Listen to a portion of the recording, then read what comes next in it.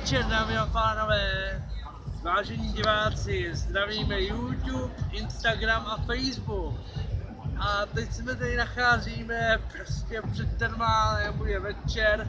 Bohužel jsme si nenašli vlastní žádný doprovodný program dneska, ale nám to nevadí, protože sedíme před termálem, pozorujeme dění a povídáme si. Takže je to tady super, už jsme dneska přijeli ve 4 hodiny, jsme už viděli jeden film a bylo to dobrý, byl to nějaký izraelský film.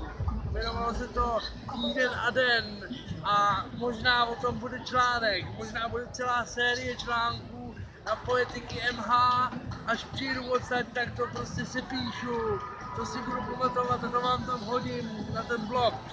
Ale tohle je jenom, abyste věděli, že jsem tady a zdravím všechny svoje fanoušky, vás 20 na Facebooku i všechny ostatní, co to kde uvidí tohleto. Takže první vlog od Termálu, tady to máte, Termál Karlovy Vary, 51. ročník festivalu, prosím, jedeme dál.